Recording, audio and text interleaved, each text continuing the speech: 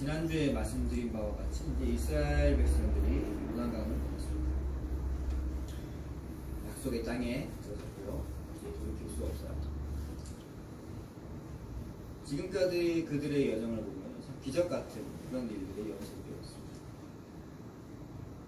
이집트에 있다가 애굽에 있다가 애굽을 나오게 된 것도 사실은 기적이었습니다.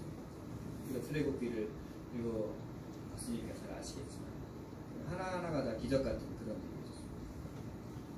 하나님께서 모세를 택하시고 모세로 하여금 백성들을 설득하게 하고 또 이스라엘 백성들이 출애굽하기 전까지 하나님께서 그들이 10가지 이집트의 10가지 재앙을 내리시고 그래도 이들의 마음이 돋아서 내보내 주지 않자 마지막에 장자 재앙을 통해서 그들이 나오게 되는 그런 사건을 우리는 잘 알고 있습니다.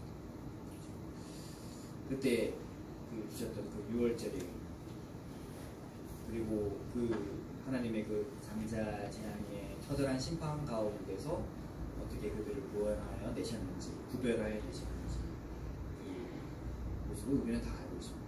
기적이었죠.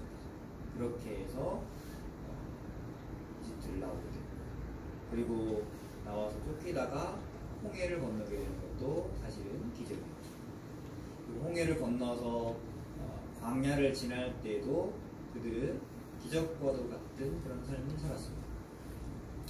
광야는 말 그대로 그 많은 사람들이 광야에서 먹고 살고 생활하는 건 쉽지 않았을 겁니다. 그럼에도 불구하고 하나님께서는 그들을 계속해서 공급하여 주셨잖아요. 어떻게 공급하여 주십니까? 만나를 주셨고 매출한 일을 하게 해주셨어요. 그런 거 아니었다면 그들이 살아갈 수 없었겠죠. 그런 과정 여정들이 살아보면은 하나님의 보호하심이었고 기적이 아니었으면 이스라엘 백성들이 여기까지도 올 수 없었을 겁니다. 그 모든 기적들은 하나님께서 그들과 함께 하심을 나타내 보이신 결과이십니다. 하나님의 약속을 이루신 겁니다. 근데 그 안에는 이스라엘 백성들이 그 중간중간에 보시면은 이스라엘 백성들이 그 와중에도 얼마나 하나님을 대적하려고 하는 그런 마음들, 금송아지 만들기도 하고 그런 얘기들 우리는 잘 알고 있습니다. 그럼에도 불구하고 하나님께서는 이스라엘의 그런 것들이 상태 관계없이 하나님께서 당신의 그 약속을 친히 계속해서 이루고 그리고 그 결과가 요단강을 건너는 그런 기적으로 나타나는 것이죠. 이것도 기적입니다. 요단강을 건너는 것도 우리는 지난주에 보았지만 사실은 기적입니다. 그 4장은 우리가 좀 전에 읽은 4장은 4장 전체인데 사실은 보면요. 4장은 이와 같은 그 놀라운 일들이 일어나게 된 이유가 무엇인지를 깨닫게 해주는 왜 이런 일들이 일어나게 됩니까? 왜 이런 기적과 같은 일들이 속에서 그들과 함께 있게 되는가라는 것을 말씀해주고 있는 여호와 하나님께서 이스라엘 백성들이 요단을 건너기 전에 여호수아에게 말씀하신 것이 있습니다. 그 말씀하신 것이 무엇이냐 그러면은 3장에도 나오고 4장에도 반복적으로 나오는데 이것은 각 지파에 한 사람씩 택하여서 돌 하나씩을 매게 한 것입니다. 3장에서는 각 지파에 한 사람씩을 택해라 그런 얘기까지만 나와요. 한 사람씩 나오겠죠. 이스라엘은 12지파가 있으니까 12명이 나왔어요. 택함을 받았을 겁니다. 4장에 보니까 이제 3장에서 그 백성들이 그 언약궤가 요단강에 들어갔고 그리고 요단강이 멈춰서는 것을 봤고 그리고 언약궤를 맨 제사장들이 강의 중간에 서자 백성들이 건너갔죠. 그죠? 여기까지 3장의 내용 그리고 이제 다 건너갔습니다.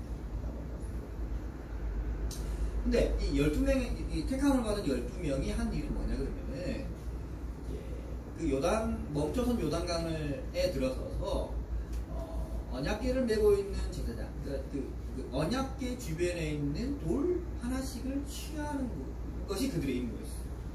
돌을 하나씩 취하는 거. 뭐 돌의 크기가 얼마인지 사실은 알 수는 없어요.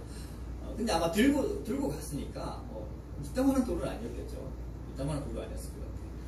어쨌든 돌 하나씩을 취하는 것이 그 언약궤 주변에 있는 그 강 속에 있던 돌이었겠죠. 그러니까 그 돌을 하나씩 취해서 옮겨가는 것이 그들의 역할이었어요. 어깨에 맸다고 했으니까 그래도 저거 컸을 것 같아요. 요만하면 그냥 이렇게 들고 가면 되잖아요. 이렇게 지금 어깨에 맸으니까 그래도 이제 들 수 있는 무게 정도의 좀 제법 큰 돌이었어요. 그렇게 이제 그들이 건너갔어요. 하나님의 약속은 요단강이 멈춰서는 곳으로 인해서 실현됐고 이스라엘 백성들은 무사히 요단강을 건넜습니다. 다 건넌 후에 이제 이스라엘 백성들이 도착한 곳은 길갈이라는 곳이에요. 길갈이라는 곳에 도착했어요. 그러니까 요단강을 건너게 되는 시팀이라는 곳에 있다가 이제 요단강을 건넜죠. 그 다음에 이제 길갈이라는 곳으로 도착했어요. 길갈은 여리고에 정말 코앞에 있는 그런 곳이었어요. 대략적으로 요단강에서 길갈까지 정확하게는 알 수는 없지만 대략적인 거리가 요즘으로 치면 8km에서 한 10km 정도 제법 멀죠. 8km에서 10km면 제법. 그러니까 이 도로 어깨에 매 사람들은 어느 정도 걸어가는 겁니까? 8km에서 10km 정도를 이제 도로 어깨에 메고 이렇게 걸어갔습니다. 그리고 이제 거기다가 뭘 했다 그러면 길갈이라는 곳에 도착을 해서 유스칼붓이라는 곳, 머물렀던 그곳에서 그 12개의 돌을 쌓았습니다. 그러니까 일종의 탑일 수도 있을 거고 그게 재단일 수도 있을 것 같아요. 근데 이 탑의 의미는 분명한 것 같습니다. 그거는 표징이었어요. 사인이었어요. 그러니까 말씀에 보면 이렇게 나와요. 그 6절, 7절을 제가 다시 한번 읽어 드릴게요. 이것이 너희 중에 표징이 되리라. 후일에 너희의 자손들이 물어 이르되 이 돌들이 무슨 뜻이냐 하거든 그들에게 이르기를 요단물이 여호와의 언약궤 앞에서 끊어졌다니 곧 언약궤가 요단을 건널 때 요단물이 끊어졌으므로 이 돌들이 이스라엘 자손에게 영원히 기념이 되리라 하라 하니라 라고 말씀하고 있습니다. 가나안의 관문이라고 할 수 있는 여리고성의 코앞에 위치한 길갈에 요단강에서 가져온 12개의 돌을 쌓았습니다. 이것은 다시 한번 이 모든 일들이 지금까지 지내왔던 모든 기적과 같은 그런 일들이 하나님의 계획하시고 하나님의 뜻하신 바 안에 있다라는 것을 다시 한번 말씀해 주신 거죠. 그 계획을 이루시는 분도 하나님이 지시하는 사실을 잊지 말도록 하시기 위해서 저는 말씀을 읽다가 이 장면이 어떻게 좀 이렇게 상상이 되냐면 이렇게 상상이 됩니다. 서예를 하시잖아요. 서예를 하잖아요. 그게 서예를 했습니다. 그게 서예를 하고 혹시 마음에 안 들면 어떻게 합니까? 하다가 그래도 마음에 안 들면 끝까지 써놓어도 마음에 안 들면 찢습니까 그냥? 그래도 뭐가 없습니까? 네. 그래. 네. 보통 뭐 드라마나 영화 같은 데 보면 안 그렇잖아요. 그래서 막 쓰다 이렇게 버리고 도자기 이렇게 막 붓고 못쓰게 나오면 팍 깨가지고 버리고 그러진 않아요. 실제로는 그러진 않나 봅니다. 근데 정말로 자기 마음에 이렇게 합당하게 예쁘게 글씨가 나왔어요. 그러면 이제 보통은 이제 어떻게 되죠? 이제 도장을 찍죠. 도장을. 마음에 안 들고도 혹시 도장을 찍으세요? 아직도 찍어야죠. 아직도 찍으세요? 그럼 좀 이 비유가 안 맞긴 한데. 저는 마치 이게 어떻게 들리냐면 이렇게 들려요. 그 모든 여정들이 다 지내왔어요. 기적과 같은 일들이 다 지내왔어요. 그리고 요단강도 건넜어요. 정말 이제는 여리고라는 성 앞에 왔어. 물론 그 이후에도 하나님의 도우심과 그 인도하심으로 기적과 같은 일들이 계속해서 앞으로도 일어날 거예요. 그런데 그 중간에 이제 다시 한번 이 의미를 새기게 되는 거죠. 신명기에서 민수기에서 레위기에서 말씀하셨던 큰 하나님의 말씀들을 통하여서 이루어진 그 일들이 실현됐잖아요. 이제 이스라엘 백성들 제가 말씀드린 대로 직접 그들의 발로 이제 옮겨왔어요. 여기까지 코앞에까지 왔어요. 자 이제 너희들이 왔지? 내 말에 순종해서 여기까지 왔구나. 잘했어. 자 이제 여기다가 내가 도장 하나 찍을게. 마치 제 눈에는 그렇게 제가 보기에는 표징, 약속의 이게 너희들이 한 게 아니냐. 너희들이 했다고 죽었다 그냥 그렇게 생각하지. 만약에 너희 후손들이 이 12개의 돌이 쌓여져 있는 것을 보면 이렇게 가르쳐. 그것은 하나님 하신 하나님께서 너희들이 이렇게 이끌었고 요단을 건너게 하신다. 이것이 증표야. 이것이 기념이야. 라고 마치 말씀하신 것처럼 그렇게 교만하지 말고 스스로 높이지 말고 자족하지 말고 하나님의 뜻이 무엇인지 그걸 보면서 하나님의 뜻이 무엇인지 하나님께서 왜 그들을 이끌어내셨는지 그렇게 보여요. 할례도 그런 의미죠. 할례를 몸에다 새기는 이유가 그렇지. 그걸 보면서 하나님께서 하나님의 그 뜻을 분별합니다. 개새끼라고 하시는 거예요. 출애굽을 한 이스라엘 백성들이 홍해를 건넜습니다. 지금 요단강을 건너는 이스라엘 백성들은 그들이 아니었었어요. 홍해를 건너는 이스라엘 백성들과 요단강을 건너는 이스라엘 백성들이 다르다는 얘기입니다. 지금 이스라엘 백성들이 요단을 건넜지만 그들의 후손은 요단강을 건너지 않은 후손들이에요. 잊어버리겠죠. 당연히 잊어버리죠. 예전에 그런 일이 있었대. 그거는 그들 얘기인 거고 자기 조상들의 얘기였던 거고 자기들은 아니잖아요. 우리 중에는 6.25를 거친 사람이 아무도. 이번에 최근에 이제 우리 학교에서 이제 마을 프로젝트 같은 걸 해서 인터뷰를 좀 했어요. 역사책을 마을 역사책을 좀 만들려고 저랑 이제 학생 몇 명이 한 4명이랑 동네 분들이 80 넘으신 동네 분들 대상으로 이제 할머니 할아버지 10분을 대상으로 인터뷰를 좀 했어요. 그분들이 겪으셨던 6.25에 대해서 좀 인터뷰를 하고 마을 역사로 이렇게 책을 좀 만들려고 인터뷰를 좀 했어요. 듣다 보니까요, 참 이제 물론 그분들 중에서는 아주 어릴 때 6.25를 경험하신 분도 계시고 좀 청소년 시기에 6.25를 경험하신 분도 계시고 듣다 보니까 그분들한테는 그게 그냥 인생이었었어요. 근데 저한테는 역사책인 거죠. 그러니까 감흥이 다른 거예요. 저랑 그분들이 6.25를 얘기하는 한국전쟁을 얘기하는 감흥이 다른 거예요. 근데 그 중에 한 분은 되게 독특한 분이 계셨어요. 저는 한 번도 그런 생각을 해본 적이 없었는데 되게 독특한 분이 계셨어요. 저랑 인터뷰를 했던 어르신이 계셨어요.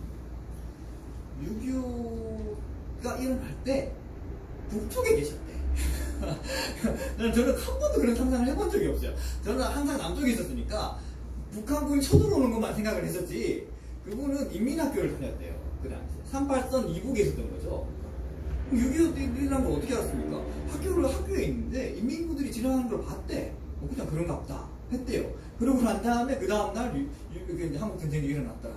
근데 그래서 그럼 피난을 가셨어? 내가 북쪽에 있는데 왜 피난을 가? 그러시더라고. 한 번도 그런 생각을 해본 적이 없었거든요. 그래 새로운 사실을 알았어요. 이 저평지역에 사시던 분들은 그런 분들도 계시겠구나 싶은 그런 상상을 했어요. 나중에 듣고 봤더니 그래도 이제 나중에 이제 미군이 다시 올라오고 한국군이 다시 올라오니까 피난을 가긴 갔대. 춘천을 가서 홍천으로 가서 피난을 갔다고 하더라고요. 그러니까 그분들이 경험했던 일과 내가 경험한 일이 다르잖아. 그러니까 나는 상상 속에 있었던 일이고 역사책에서만 있었던 일인 거예요. 이 후손들도 마찬가지인 거죠. 홍해를 건너고 요단강을 건넌 그건 자기들이 직접 경험한 것이 아니에요. 그런가 보다. 옛날에 그런 일이 있었나 보다. 그런데 하나님께서는 그걸 원하지 않으셨다. 그 12개의 돌로 쌓여진 탈을 보면서 잊지 말아봐. 너희들이 직접 경험해본 것은 아니지만 하나님께서 그 일들을 이루어내셨다는 것을 잊지 말아봐.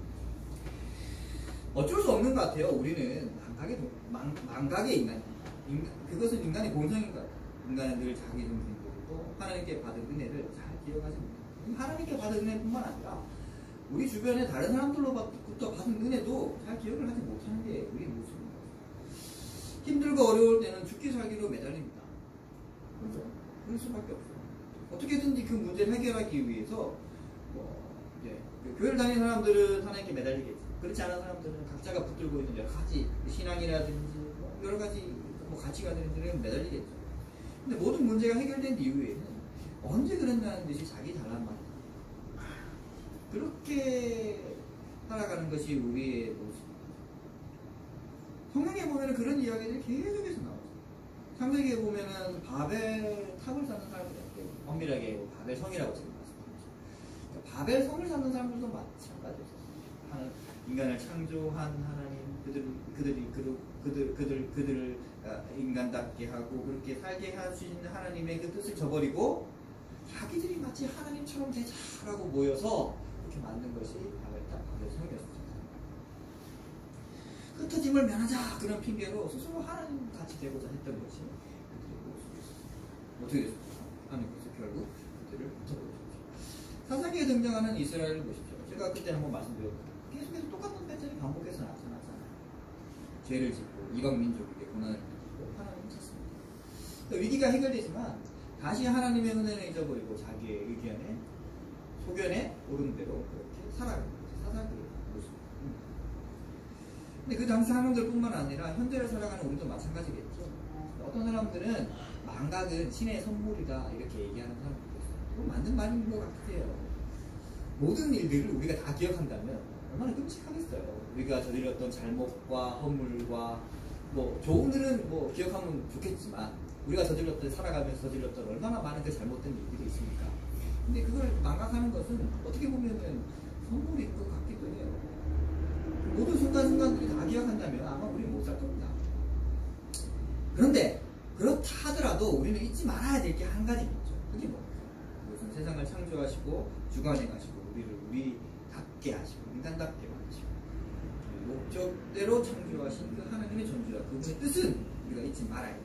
다른 건 다 잊어버려도 우리가 그것은 잊지 말아야 돼요.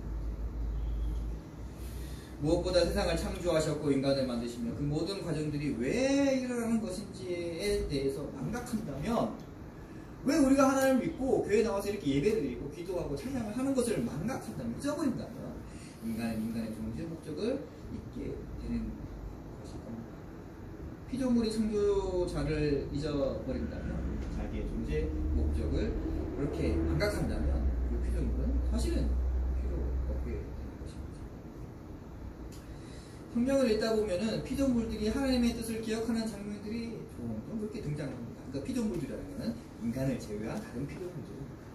시편 19편 같은 게 대체적으로. 아주 그걸 읽어보면 얼마나 하나님의 만들어 놓으신 창조 세계가 하나님께 영광을 돌리려고 하는 그런 모습들이 잘 나타납니다. 세상의 모든 자연 만물도 지금까지도 하나님의 정해 놓으신 목적대로 이루면서 그렇게 살아갑니다. 계절은 변하지 않고 찾아옵니다. 꽃은 언제나 제때 피어납니다. 작물들은 자신의 역할을 충실히 잘 해내며 열매를 맺습니다. 오늘 아침에도 제가 아침 일찍 일어나서 밭으로 상추를 들었어요. 상추를 붓다 보니까 어떤 생각이 듭니다. 내가 일주일 내내 이 상추한테 해준 게 하나도 없는데 근데 상추는 일주일이 지나면 다시 나 있어. 야, 정말 은혜다. 그래서 너무 감사한 마음으로 옆에 있는 풀을 좀 뽑아줬어요. 내가 이거라도 좀 해줘야지. 풀을 좀 뽑아줬어요. 물 한 번 안 줬거든요.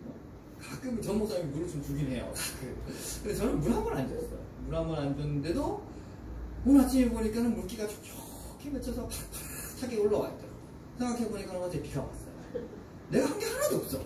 그런데도 상추는 상추의 자기 본연의 임무를 잘 좀 뜯어가시오 하고 이렇게 잘 나있어요. 그리고 옆에를 봤어요. 오늘은 좀 너무 은혜가 돼가지고 옆에를 좀 봤어요. 그랬더니 방울토마토도 이렇게 나있어요. 방울토마토도. 야, 쟤는 어떻게 내가 관심 한 번 안 가져줬는데 저렇게 방울토마토가 됐을까? 그 옆에 보니까 또 고추도 있어요. 야, 고추도 저렇게 봤어. 근데 또 그 옆에 보니까 호박도 있네. 오늘 호박도 제가 좀 따왔어요. 보셨어요? 애호박 몇 개 따왔어요. 가지도 있고요. 근데 또 봤더니 수박을 몇 개 심었는데 수박도 정말 비료 한 번 안 줬는데 수박이 이렇게 많은 수박이 몇 개가 이렇게 심었어요. 그걸 보면서 야, 정말 제가 이게 말씀 준비를 이제 했는데 제가 준비한 말씀들이 생각이 나요. 자연 만물들은 비단 한 종류지만 자기의 역할을 정말 충실하게 잘 해내요. 식물들뿐만 아니겠죠. 동물들도 자연의 순리에 어긋나지 않게 자신의 자리를 잘 순종하며 그렇게 살아요. 꿀벌은요, 우리가 뭐라 그러지, 우리가 지시하지도 않았는데도 꽃들을 옮겨다니면서 수분을 시킵니다. 그래서 열매를 맺도록. 그런데 유일하게 인간만이 하나님의 뜻에 불순종이 있어요. 타락한 인간은 늘 하나님을 잊으려고 했고 자기의 유익을 따르려고 했습니다. 요즘 코로나 때문에 뭐 적지 않은 어려움과 문제들이 있죠. 근데 이제 다른 뉴스를 듣다 보면은 그런 얘기들이 가로 들어요. 인간들이 활동을 멈추고 활동에 줄이자 자연 생태계가 살아난다. 그런 얘기가 있잖아요. 맞겠죠. 당연한 얘기인 것 같아요. 공기가 맑아지고 황사가 줄어들고 뭐 그런 일들이 일어납니다. 우리나라도 예전에 비해서 맑은 날들이 훨씬 더 많아요. 하늘을 보니까 그렇더라고요. 요즘 최근 들어서 하늘을 보니까 이게 느껴져요. 여름철에요. 저는 별자리에 좀 관심이 많거든요. 여름철에는 별자리가 잘 안 보여요. 원래 계절적으로 별이 잘 보이는 때는 언제일까요? 겨울이에요. 겨울에 별자리가 그렇게 잘 보여요. 겨울에 왜 별자리가 잘 보여요? 공기가 깨끗한 거예요. 단지 이유는 없어요. 공기가 깨끗한 거예요. 겨울에는. 근데 여름은 아무래도 공기가 좀 더 지저분해요. 뭐 다른 이유도 있긴 하겠지만 아무래도 겨울보다 더 그래요. 근데 가평이라는 특수성도 좀 있긴 하겠지만 가평에서도 여름에 이렇게 별자리를 보면 잘 안 보이거든요. 그런데 요즘 이렇게 가끔 이렇게 별자리를 보면 별들이 보여요. 야, 이거 희한하다. 여름에는 이렇게 별들이 어떻게 이렇게 잘 보이나? 많이 좋아졌다는 거겠죠. 최근에 굉장히 더웠대요. 6월인데도 굉장히 더웠어요. 그 더운 이유를 좀 찾아봤더니 공기가 너무 깨끗해져서 더웠대요. 예전에 비해 일조량이 많아지니까 이렇게 좀 더웠다. 지금 장마죠. 지난주 수요일부터 했어요. 저는 최근 몇 년 중에 6월 마지막 주에 장마가 시작된 적이 정말 오랜만인 것 같아요. 보통 근래에는 장마가 장마답지 않아요. 근데 6월 말이 되니까 장마가 오더라고요. 그걸 보면 되게 신기했어요. 다시 이런 날이 오기도 하네. 그런 생각이 들었어요. 물론 여러 가지 다른 이유도 있을 겁니다. 하지만 분명한 것은 인간만의 하나님의 뜻에 불순종했고 자연의 순리를 거스른다는 겁니다. 그래서 하나님께서 계속 강조하시는 것이 뭐냐면 인간들과 세상을 창조하는 그 목적을 잊지 말라는 거죠. 모세를 통해서 준 십계명의 그 돌판을 주시면서도 그 사실을 잊지 말라고 주십니다. 지금도 열조들을 세우시면서 잊지 말라고 그 열조들을 세우십니다. 이스라엘 백성들이 요단강을 건너는 거 기적이었죠. 그런데 그 기적을 이스라엘이 결코 잘라서 하는 것을 말씀해 주시기 위한 것이죠. 그래서 오직 하나님의 택하심과 약속의 결과이며 하나님께서 이루신다는 사실을 기억을 합니다. 그렇게 이스라엘은 길갈에다가 돌을 세웠습니다. 우리가 읽지 않는 부분인데 성경을 한번 같이 한번 보십시오. 21절부터 4절에 보니까 이렇게 기록이 되어 있어요. 아까 앞에서 드렸던 말씀하고 좀 비슷한 말씀인데 다시 한번 제가 읽어봐 드릴게요. 21절부터 24절에 보니까 이렇게 되어 있네요.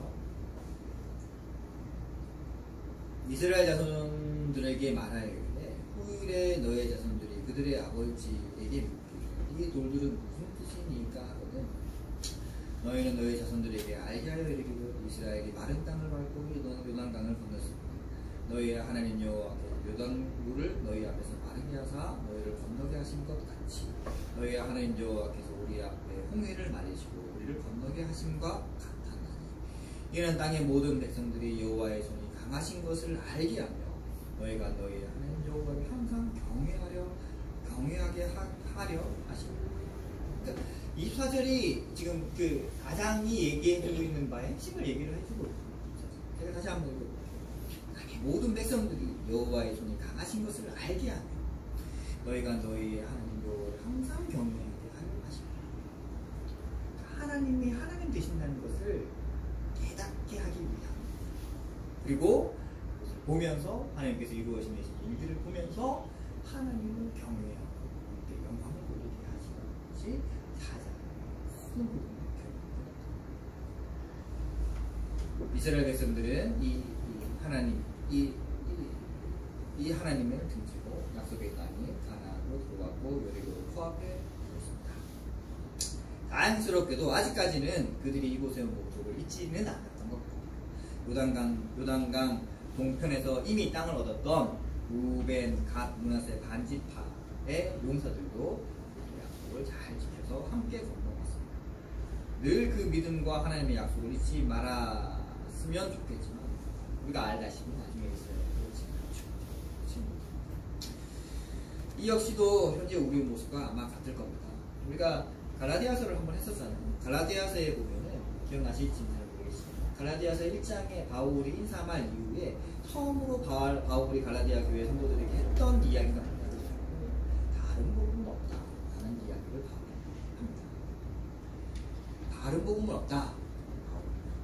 예수 그리스도를 통한 복음만이 유일함을 바울이 가르쳤지만 갈라디아 교회의 성도들은 바울이 떠난 이후에 율법을 강조한 다른 것들의 유혹에 넘어가 예수 그리스도 이외의 율법이라는 것을 추가한 복음을 취했어요. 사람이란 그런 것 같아요. 아무리 강조해도 잊기 마련이고 돌아서기 마련인 것 같아요. 그래서 우리는 잊지 말아야 된다는 거죠. 복음이 어디에서 기원한 것인지를 잊지 말아야 돼요. 복음은 예수 그리스도를 하나님의 아들로 믿는 것이며 그분으로 말미암아 하나님의 나라가 회복될 것이라는 사실을 그렇게 하나님께서 선포하여 주신다는 것을 잊지 말아야 될 것 같아요. 데살로니가 전서 5장에서도 바울은 이런 얘기를 합니다. 제가 한번 읽어봐 드릴게요. 잘 알고 있는 얘기입니다. 항상 기뻐하라, 쉬지 말고 기도하라, 범사에 감사하라, 그것이 그리스도 예수 안에서 너희를 향한 하나님의 뜻입니다. 라는 얘기를 바울이 데살로니가서 5장에서 이렇게 합니다. 무엇을 항상 기뻐하고 무엇을 항상 쉬지 말고 기도를 해야 할까? 무엇을 범사에 감사를 해야 될까? 바울은 이것에 대해서 이렇게 얘기를 하고 있죠. 그리스도 예수 안에서 너희를 향하신 하나님의 뜻이다. 이게 하나님의 뜻이다. 무엇에 기뻐하고 무엇에 기도하고 무엇에 감사해야 할까? 늘 하나님께서 우리와 함께 하신다. 하나님이 아니면 우리의 정상적이 없다는 것을 기억하고 기뻐하고 기도하고 감사해야 할 것 같아요. 우리가 오늘 하루를 살아가는 것에도 기뻐하고 감사하며 세상의 주인 되시며 이끌어가시는 하나님께 쉬지 않고 그렇게 기도해야 합니다. 오늘 하루도 그렇게 살아야 할 것이고 이번 한 주도 그렇게 살아야 할 것 같습니다. 바울은 그것이 그리스도 예수 안에서 우리를 향하신 하나님의 뜻이라고 말하고 있습니다. 땅의 모든 백성에게 여호와의 손이 강하신 것을 알게 하고 너희가 너희의 하나님 여호와를 항상 경외하게 하려 하십니다. 여호와서 4장의 마지막 말씀과 같이 하나님을 경외함으로 그분의 강하신 손을 잊지 않고 늘 기억하고 깨어서 기도하는 우리 모두가 되기를 함께 소망해봅니다. 바울이 고백한 바와 같이 나의 나된 것은 오직 하나님의 은혜임을 강조한 그 고백과 같이 우리 하루 살아갈 때에 동일한 고백이